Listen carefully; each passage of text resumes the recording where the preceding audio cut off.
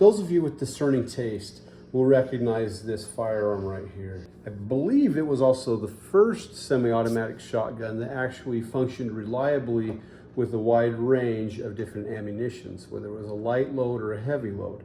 So John Browning designed this firearm in the late 1800s. I can't remember exactly what year. This one was made in Belgium by FN for Browning. This is a very special and historical firearm. This was the first semi-automatic shotgun that actually worked with all different types of ammunition. Unlike most semi-automatics that we're used to, this did not operate off of gas. This was a recoil-operated semi-auto. For a little bit of demonstration, the barrel slides on here like so.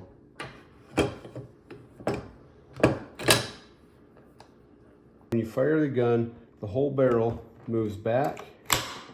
Then this spring gets compressed, it's going to push the barrel forward. And when it pushes that barrel forward, it ejects the shell. This comes up, grabs the shell, chambers it into the firearm.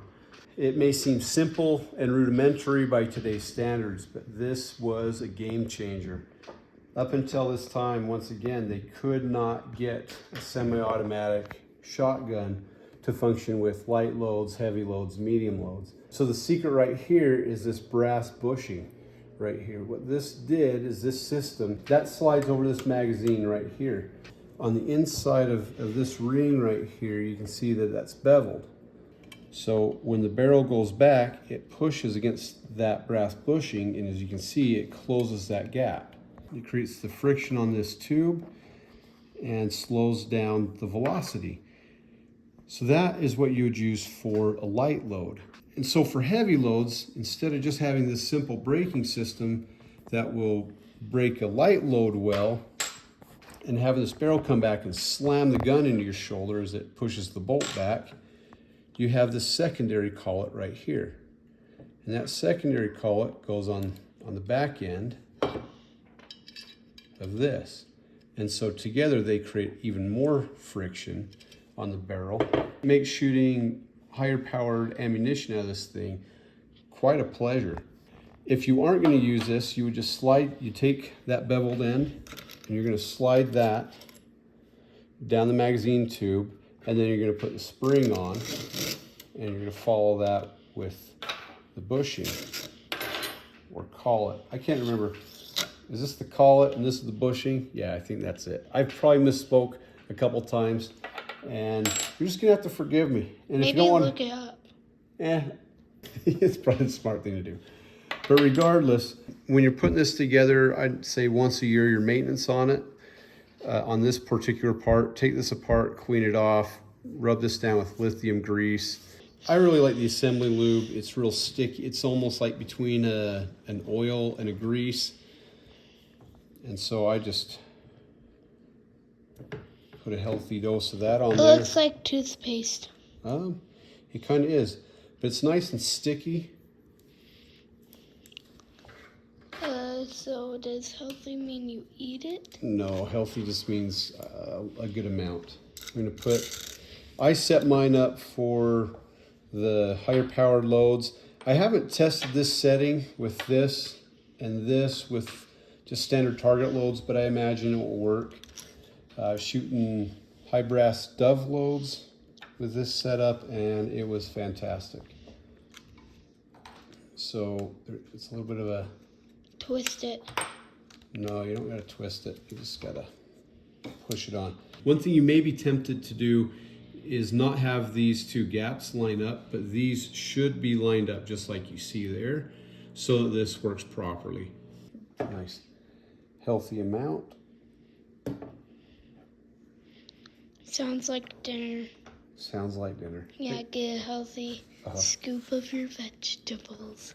That's right. Where there has to be metal-to-metal contact, you want as much lube as you can. So I like frog lube for a preservative. So then I'll put more of this assembly lube along here. Right here, I like to get it really well. And it's just a nice tacky, sticky lube. So now you don't want to ride that forward hard. You want to ride that forward soft so that this finger lever right here doesn't slam into the frame. And you're going to just slide this barrel over. Another very interesting and kind of odd portion to this is that it actually incorporates the wood into the action.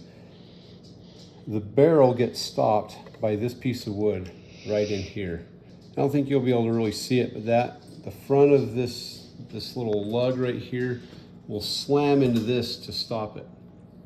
And this is the original hand grip.